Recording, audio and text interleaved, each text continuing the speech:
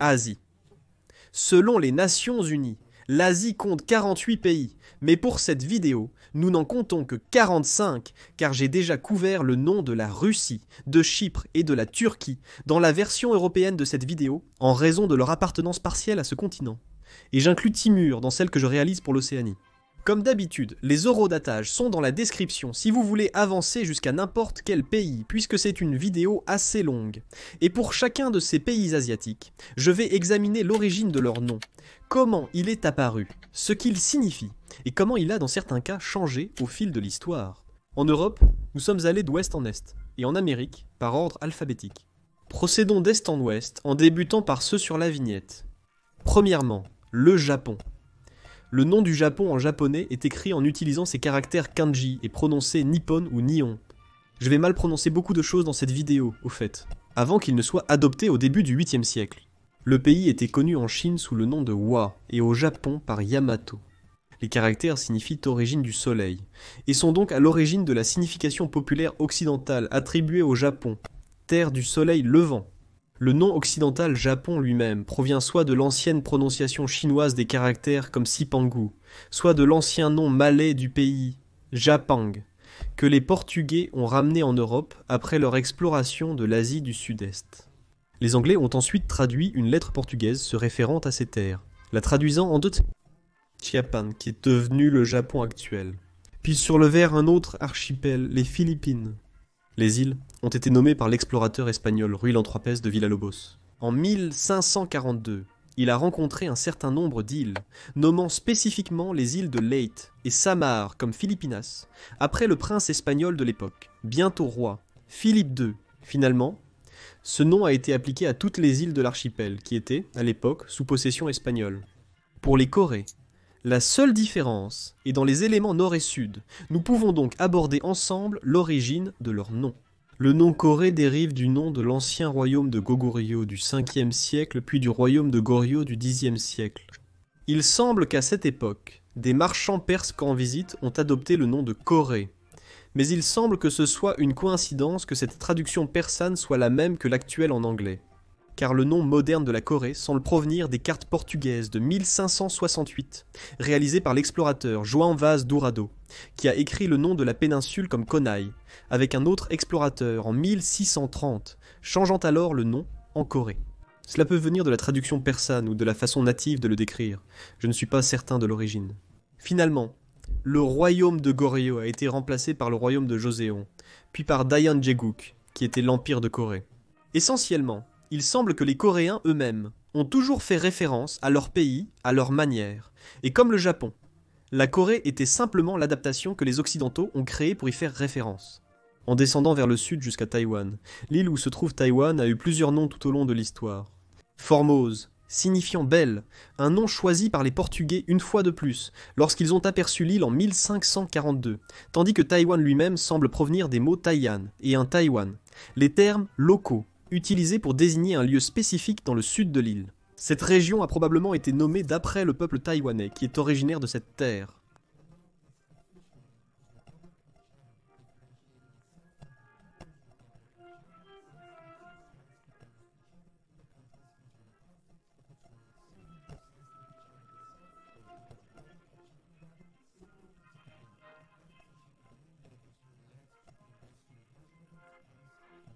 Le mot Chine est utilisé depuis le XVIe siècle, mais il ne vient pas des Chinois eux-mêmes. En 1516, l'explorateur portugais Duarte Barbosa a mentionné la Chine dans son journal publié, mais il n'a pas inventé le nom. Il dérive du mot persan, Chine, qui à son tour vient du mot Sina, du dialecte sanskrit ancien, remontant jusqu'au 5e ou même au 2e siècle. La plupart des gens prétendent que Sina lui-même était une façon de se référer à la terre sous le règne de la dynastie Qing. Bien que non confirmée, c'est une origine probable. Les Chinois eux-mêmes se référaient à leur pays comme Zhonggu, de Zhong, qui signifie central, et Gu, qui signifie État, bien qu'il puisse aussi être traduit par royaume du milieu, et il est probable qu'ils se référaient initialement aux dynasties Zhou occidentales puis orientales, et leur contrôle sur de vastes parties de la Chine. En allant vers le nord jusqu'en Mongolie, Mongolie signifie littéralement terre des Mongols en latin, et Mongols est le mot natif que les locaux utilisent pour se décrire eux-mêmes, mais son origine est incertaine. Il existe diverses options, comme celle qui provient du nom natif d'une montagne ou d'une rivière, ou du terme mongol Manke Tengrigal, qui signifie feu éternel du ciel, un nom plutôt cool si je suis honnête. Mais l'origine la plus probable est qu'il provient du nom d'une tribu spécifique, nommée par les Chinois Mungu ou Munku, qui est ensuite devenue connue sous le nom de Kamag mongol, une tribu dominante, qui a finalement conduit à la création de l'Empire mongol, amenant tous les peuples mongols à être connus sous ce nom.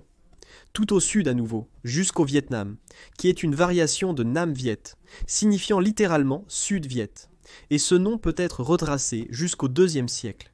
Le terme Viet a apparemment été utilisé pour la première fois par les Chinois, et faisait référence à un peuple ou à un chef dans la région. Yu, comme ils le prononcèrent, était apparemment même utilisé par eux, pour désigner les noms chinois dans le sud de la Chine. Annam était apparemment aussi un nom courant pour la région.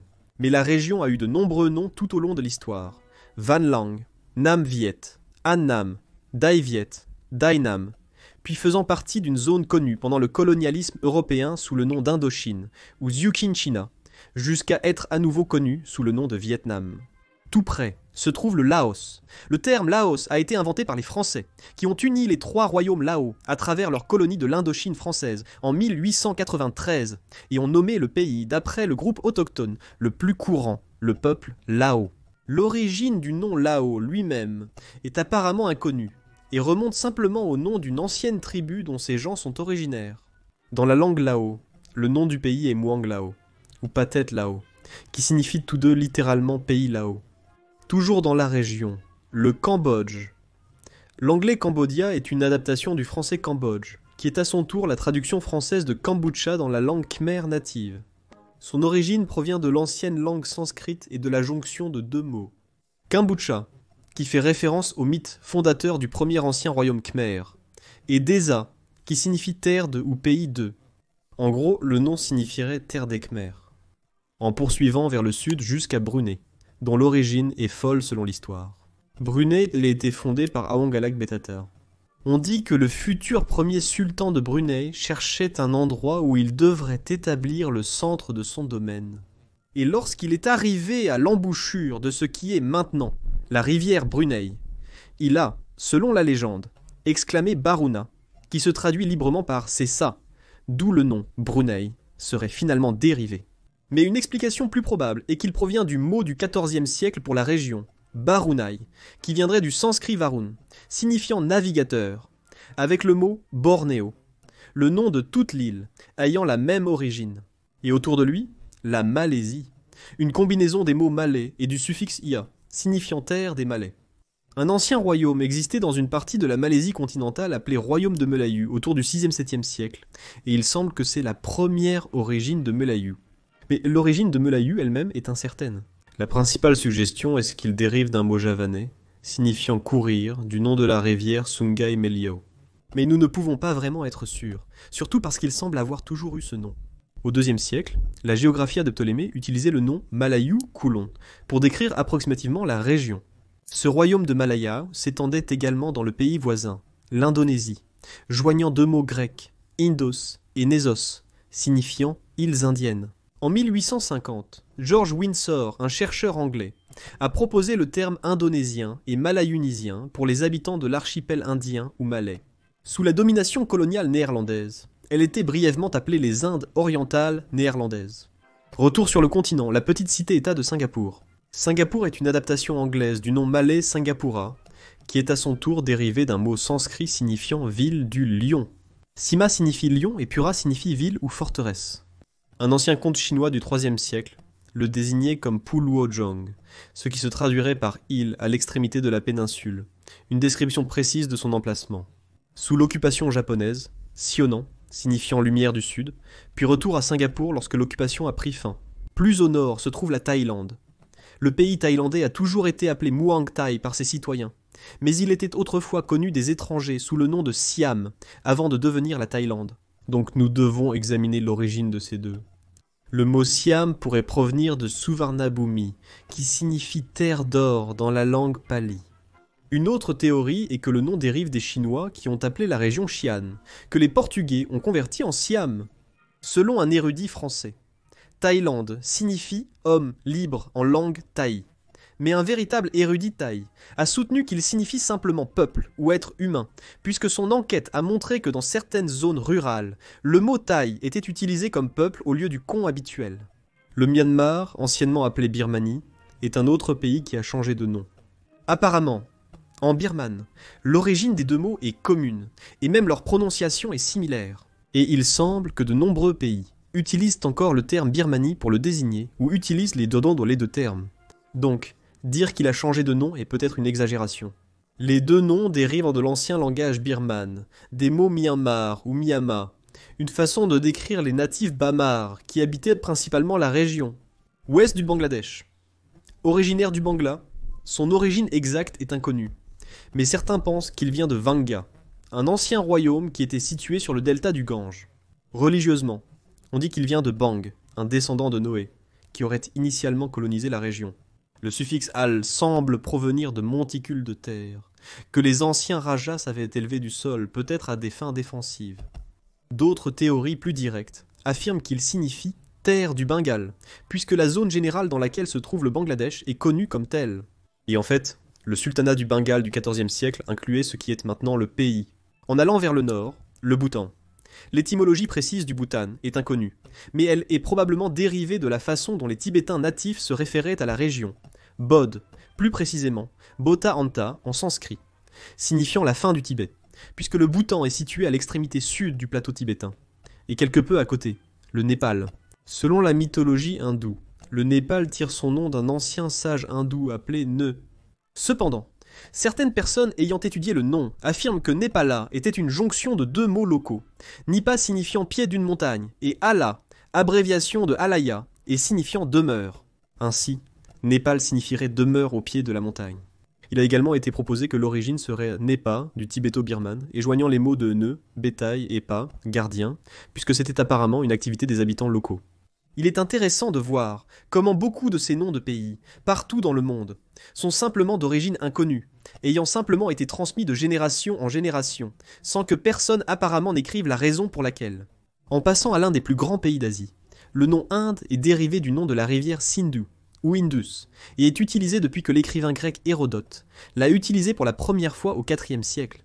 C'était précisément les anciens Grecs qui ont commencé à appeler les anciens Indiens Indois, ce qui signifie les gens de la vallée de la rivière Indus. Bharata semble être le mot natif pour l'Inde, et corrigez-moi si je me trompe, mais on dit qu'il est dérivé du nom d'une figure religieuse importante, et une petite île au sud de celle-ci, Sri Lanka. Sri Lanka a également eu de nombreux noms tout au long de l'histoire, de Tambapani, signifiant terre rouge cuivre. Les géographes grecs anciens l'appelaient Taprobana, les Portugais l'ont nommé Ceylan, que les Anglais ont ensuite traduit en Ceylan. L'origine de Ceylan semble être le latin Ceylon, que les Romains auraient nommé ainsi. Mais les Romains connaissaient-ils même le Sri Lanka? Je croyais qu'ils n'avaient pas communiqué avec des gens aussi éloignés. Le nom actuel du Sri Lanka se divise en Lanka, l'ancien nom de l'île, et Sri signifiant resplendissant, donc île resplendissante. Aussi des îles, mais beaucoup plus petites, les Maldives, qui tirèrent probablement leur nom du mot sanskrit Maladvipa, signifiant guirlande d'île. De Mala guirlande, et Vipa, une île. Guirlande signifie une couronne de fleurs. J'ai dû aller le chercher. De retour sur le continent, il y a le Pakistan. Le nom du pays a été inventé en 1933 comme un acronyme faisant référence au nom des 5 régions nord de la Raj britannique. Punjab, Afghania, Cachemire, Sindh et Baloutchistan. Si traduit littéralement, cela signifie quelque chose comme une terre abondante, en pureté, en référence au mot Pak, signifiant pur en persan et en pachto, et le suffixe istan, qui signifie un lieu abondant en, donc comme lieu de Dix. C'est pourquoi tant de noms de pays dans ces régions se terminent par istan. Tournons-nous à présent vers les pays d'Asie centrale, en débutant par le Tadjikistan. Tadjikistan signifie terre des Tadjiks. Tadjik était probablement le nom d'une tribu locale qui y vivait au 7e siècle. Le titre Tadjik servait également à différencier ces personnes des nombreux Turcs ou Mongols qui vivaient dans la région. Ensuite, on pense que le Kirghizistan vient du mot turc désignant les 40 clans de Manas. Manas est un héros local légendaire qui aurait supposément uni 40 clans régionaux contre un envahisseur externe. Et littéralement, Kirghiz signifie nous sommes 40. Kazakhstan. Kazakh a également une origine turque et signifie errer, reflétant la culture nomade des Kazakhs. Le terme Kozakh souvent bien connu pour le rôle des Cosaques dans l'histoire russe, surtout sur le plan militaire, a la même origine. L'Ouzbékistan a le suffixe commun istan, signifiant terre de quelque chose, mais ce quelque chose a 3 options. L'origine précise semble inconnue. Cela signifie « soit libre »,« indépendant », en joignant les mots turc ouz, signifiant propre, et bek signifiant maître, être son propre maître, soit cela vient du nom d'Oguz Khan, un Khan légendaire du peuple turc ou d'une tribu locale Oguz. Et le Turkménistan qui a 2 origines possibles, qui sont complètement opposées l'une à l'autre. Cela pourrait soit provenir de turc plus le suffixe men, signifiant presque turc en référence à leur statut, en dehors du système mythologique dynastique turc, ou cela pourrait signifier les Turcs turcs, comme les vrais Turcs. Certains chroniqueurs religieux ont également suggéré que cela venait du mot turc et iman, en référence à une conversion massive à l'islam du territoire au Xe siècle, aussi à Istanbul, mais généralement pas avec ce groupe que nous venons de voir, l'Afghanistan. Le nom racine afghan est, selon certains, dérivé du nom des Azvakan, anciens habitants de la région, tandis qu'Azvakan signifie littéralement cavalier ou éleveur de chevaux, donc cavalier. L'Iran, proche du Moyen-Orient, il dérive directement du moyen perse Iran, signifiant arien, et donc c'est une sorte de terre des Iraniens. D'après ce que j'ai pu comprendre, l'Iran a toujours été l'Iran pour la population autochtone, mais historiquement, il était appelé Perse par l'Occident, apparemment en raison des écrits des historiens grecs, qui se référaient à la région comme Persis, signifiant terre des Perses. Ils ont demandé que la communauté internationale se réfère au pays par son nom autochtone, l'Iran, et avec un nom très similaire, mais d'origine différente, l'Irak. L'Irak a probablement l'un des plus anciens noms continus. La version arabe est en usage depuis au moins le VIe siècle. Il y a plusieurs origines suggérées pour le nom. L'une remonte à l'ancienne ville sumérienne d'Uruk. Une autre provient du mot persan moyen, Irak, signifiant basse terre. Et la signification traditionnelle qui lui est associée signifie bien arrosé et fertile. En direction de la région du Caucase, nous avons l'Azerbaïdjan, qui semble tirer son nom d'un noble de l'ancien empire achéménide, appelé Atropatès. Le nom Atropatès lui-même est la traduction grecque d'un ancien nom iranien, signifiant protégé par le feu sacré. Il existe également certaines théories selon lesquelles le nom dériverait de la religion zoroastrienne. Puis la Géorgie, qui provient probablement de la désignation persane des personnes qui habitaient cette région. Gorgan, ce terme lui-même pourrait avoir été établi par l'ancienne désignation iranienne de la terre près de la mer Caspienne, qui était appelée Gorgan, terre des loups. Mais cela pourrait aussi simplement être une traduction du saint, qui était apparemment extrêmement populaire parmi la population locale, Saint-Georges. Et aussi l'Arménie. Le nom arménien natif original pour le pays était Aïk, les Perses l'appelant même Ayastan à un moment donné. Et ce nom Aïk viendrait d'Aïk lui-même, le patriarche légendaire des Arméniens et arrière-arrière-petit-fils de Noé. En ce qui concerne l'Arménie moderne elle-même, l'origine est incertaine et a de nombreuses options. Le R indo-européen, signifiant assemblée, l'état de l'âge du bronze d'Armanum, issu d'Arménie, signifiant la région montagneuse des Mini, qui est apparemment un nom biblique pour la région. Et certains spéculent même qu'il y avait une tribu de l'âge du bronze appelée les Armènes, qui aurait donné le nom, sur la côte méditerranéenne, la Syrie. Le nom de la Syrie semble provenir de l'ancien nom de l'Assyrie dans le nord de la Mésopotamie, qui, à son tour, dérive de l'ancien mot akkadien Assir, précisément la capitale de l'ancien empire assyrien. Je n'ai pas pu trouver l'origine officielle de cela, mais il semble qu'Assir était le nom d'un dieu assyrien, représentant le soleil, donc peut-être que cela pourrait être l'origine. Ensuite que le Liban, apparemment nommé d'après le mont Liban situé dans le pays. Le nom de la montagne provient de la racine phénicienne Eben, signifiant blanc, en référence à la neige au sommet de celle-ci. Passant à la Palestine, c'est un terme qui a été utilisé pendant très longtemps, pour désigner la région générale dans laquelle se trouve l'État. Historiquement, il semble remonter au moins à l'époque de la Grèce antique, avec Hérodote étant le premier historien à écrire au VIe siècle avant JC, sur un district de la Syrie appelé Palestine.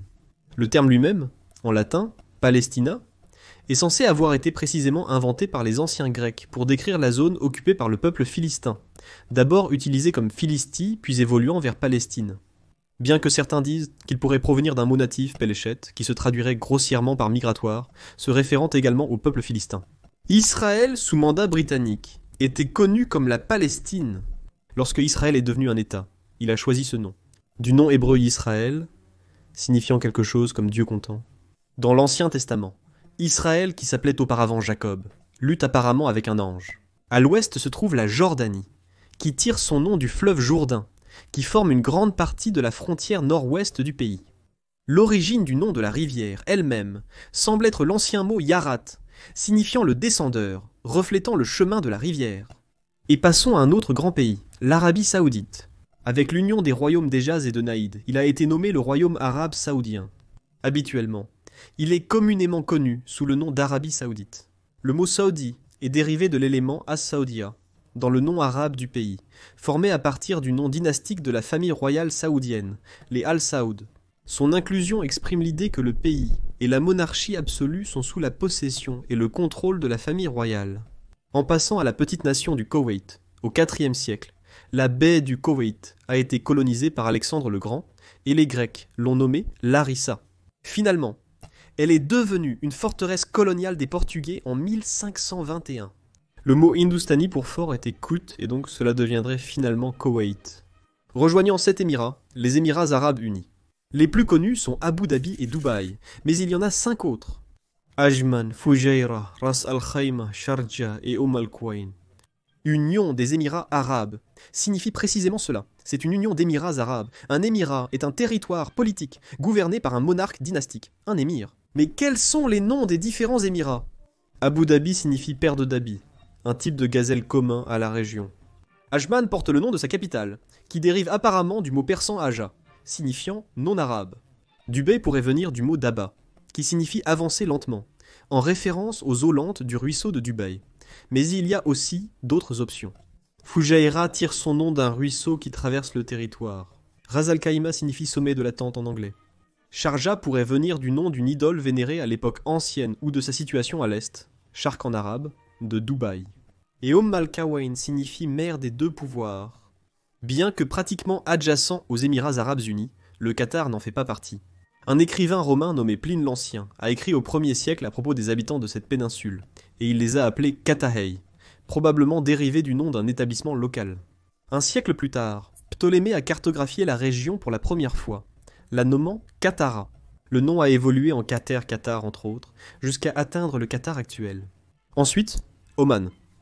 D'origine incertaine, l'hypothèse la plus probable est que le nom provient de la façon dont Pline l'Ancien et Ptolémée ont décrit la région dans l'Antiquité, Omana et Omanon respectivement. En arabe, le nom de la région est considéré comme provenant des termes Aman ou Amoun, signifiant peuple sédentaire, par opposition aux Bédouins nomades. D'autres disent qu'il a été nommé d'après des figures historiques locales, et certains disent même qu'il vient du nom d'une vallée au Yémen, probablement le lieu d'origine de la tribu, qui aurait migré vers Oman, fondant le pays. Et enfin, le Yémen. Yémen pourrait venir de l'ancien Yamnat, qui était dans le titre de l'un des rois du deuxième royaume d'Imyarite, connu sous le nom de Shamar Yarish. Le terme faisait probablement référence à la côte sud-ouest de la péninsule arabique. Bien que le Yémen puisse également dériver de Yimt, signifiant sud, ou de Yamn ou Yumn, signifiant félicité ou béni, car une grande partie du pays est fertile. Dans l'Antiquité, les Romains l'appelaient même Arabia Felix, l'Arabie fertile. Et donc, ce sont les origines des noms de chaque pays asiatique. Encore une fois, ce qu'ils signifient, comment ils ont commencé à être utilisés, et comment ils ont parfois changé au fil de l'histoire, ainsi que les différences qui existent entre la façon dont nous nous référons internationalement aux pays, généralement en anglais, et la façon dont les pays se réfèrent à eux-mêmes dans leur propre langue. Je pense que je n'ai oublié aucun pays. Veuillez me le faire savoir si c'est le cas. Et laissez également un commentaire si vous remarquez des erreurs dans les origines et les significations des noms, ou si vous avez simplement des informations supplémentaires. Merci d'avoir regardé. Abonnez-vous si vous voulez. À la prochaine pour plus de connaissances générales.